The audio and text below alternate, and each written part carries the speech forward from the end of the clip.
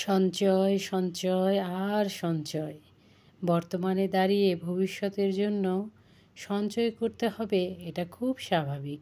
কারণ আপনার সঞ্চয়ই আপনার ভবিষ্যতের প্রয়োজনের সঙ্গী। অপচয় না করে প্রয়োজন পূরণ করে ভবিষ্যৎ প্রজন্ম এবং নিজের জন্য কিছু সঞ্চয় করতে হবে। এটা আমাদের দায়িত্বের মধ্যেই পড়ে। অন্যদিকে সেই সঞ্চয় থেকে নিজের ভালো থাকা, ভালো লাগাগুলোকে মূল্য দিয়ে নিজের মনকে ভালো রাখার দায়িত্বও কিন্তু আমাদের। কারণ এখন যে সময়টা যাচ্ছে, সেই সময়টা কিন্তু ভবিষ্যতে আপনি আর খুঁজে পাবেন না। জীবন থেকে যে সময়, যে মুহূর্তটি একবার চলে যায়, সেই সময় সেই মুহূর্তটিকে আর ফিরিয়ে আনা যায় না। আপনার হয়তো একদিন অনেক অর্থ সম্পদ হবে। আজকে আপনি ভাবছেন আজকে একটু বাঁচিয়ে নেই, আগামী দিন হয়তো অনেক হবে, তখন আমি এই কাজটা করব, এই গহনাটা বানাবো, এই শাড়িটা পরবো, এভাবে করে পাহাড়ে ঘুরতে যাব। কিন্তু বিশ্বাস করুন, সেই দিন হয়তো আপনার অনেক অনেক অর্থ সম্পদ জমা হবে ব্যাংকে, কিন্তু পাহাড় বেয়ে উপরে ওঠা আর ঝর্ণার নিচে দাঁড়িয়ে ঝর্ণার গতির যে স্রোত, যে ধারা, তাকে সইবার মতো শারীরিক শক্তি আপনার গায়ে থাকবে না। তাই যতটুকু পারেন নিজের মধ্যে, সাধ্যের মধ্যে নিজের একটু যত্ন নিন। কিছুটা সময় নিজেকে দিন। ভালো লাগা, ভালোবাসার মানুষদের সঙ্গে একটু সময় বেরিয়ে আসুন। সেখানে আপনার মন এবং সময়টা ভালো থাকবে। মনের কোঠায় জমা হবে কিছু ভালো স্মৃতি। আবার আপনি আপনার বন্ধুদের সঙ্গেও কখনো কখনো বেরিয়ে পড়তে পারেন, এক প্লেট ফুচকা, চটপটি কিংবা এক কাপ কোল্ড কফি খেতে। যার যেরকম সামর্থ্য, ইচ্ছে সেভাবে।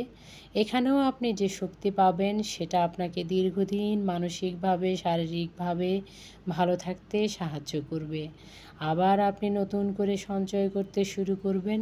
সঞ্চয়ের পুরো অর্থ নয়, কিছুটা অর্থ এই রকম শারীরিক শক্তির পাশাপাশি মানসিক শক্তিকে ধরে রাখতে এবং সঞ্চয়ের গতিকে বহমান রাখতে আপনি আমি খরচ করতেই পারি। আর যদি তাই করে থাকি, তাহলে কিন্তু খরচ নয়, সঞ্চয়ই ধারাবাহিকভাবে চলতে থাকবে। হ্যালো এভরিওয়ান, আসসালামু আলাইকুম। আমাদের গল্পগাথা থেকে আমি রুবা সবাইকে ওয়েলকাম করছি নতুন দিনের নতুন আরও একটি ব্লগ ভিডিও উপভোগ করার জন্য। এতক্ষণ পর্যন্ত যে যেখান থেকে আমার সঙ্গে কন্টিনিউ করছেন, প্লিজ একটি লাইক দিয়ে কন্টিনিউ করুন। আর যদি আপনি আমার চ্যানেলে আজকে প্রথম হয়ে থাকেন, তাহলে একটি লাইক দিয়ে সাবস্ক্রাইব করে বেল বাটনটি অন করে রাখুন। আর বেল বাটনের পাশে যে অল অপশনটি আছে, সেটিকে সিলেক্ট করে নিন। অল অপশনটি সিলেক্ট করে নিলে আমি যখনই ভিডিও আপলোড করব, আপনার কাছে প্রথম নোটিফিকেশন পৌঁছে যাবে। আর আপনি আপনার পছন্দ মতো সময়ে সেই ভিডিওটি দেখে নিতে পারবেন, কিংবা যখন নোটিফিকেশন পেয়েছেন প্রথম, তখনই দেখে নিতে পারবেন। জানতে পারবেন এইরকম লাইফস্টাইল ব্লগে কি কি থাকে। দেখে যদি ভালো লাগে, তাহলে ছোট্ট একটা কমেন্টস করে আমাকে জানিয়ে দেবেন কোন অংশটুকু ভালো লেগেছে। চাইলে আপনি আপনার সেই ভালো লাগা অংশটুকু আপনার ভালোবাসার মানুষদের সঙ্গে, বন্ধুদের সঙ্গে, পরিবারের সঙ্গে শেয়ার করেও দিতে পারেন। বলা তো যায় না কখন কোন অংশটা কার জন্য ভালো লেগে যায়, কার কোন উপকারে চলে আসে। অলরেডি যদি আপনি এই কাজগুলো করে থাকেন, তাহলে আপনাকে অসংখ্য ধন্যবাদ।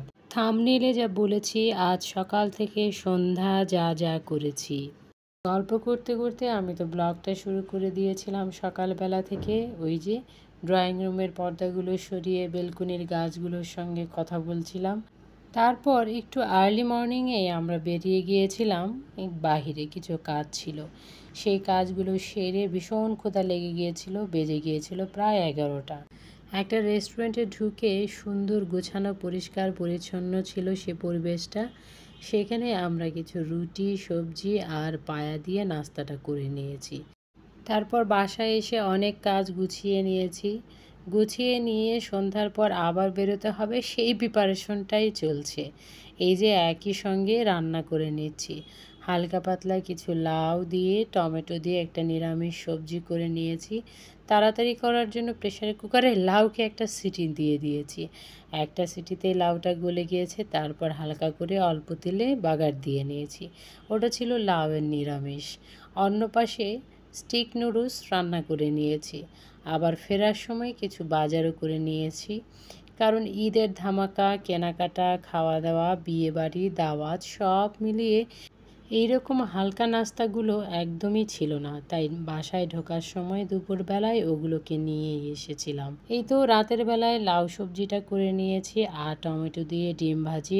ঈদ, বিয়ে, দাওয়াত সব মিলিয়ে এত রিচ ফুড খাওয়ার পর রাতের বেলায় সেই লাউয়ের নিরামিষ তরকারি আর ডিম ভাজি দিয়ে গরম গরম ভাত খেতে কিন্তু ভীষণ ভালো লেগেছিল।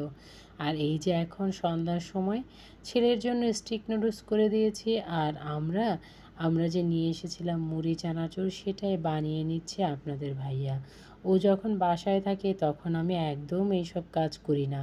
আমার প্রিয় আপু, ভাইয়া, দিদি ভাই, সোনামণিরা, দেশে এবং বিদেশে, কাছে এবং দূরে, যে যেখান থেকেই দেখছো, আশা করছি একটা লাইক দিয়ে কন্টিনিউ করছো। আর এখন পর্যন্ত কে কে আছো তাও তো আমি জানি না।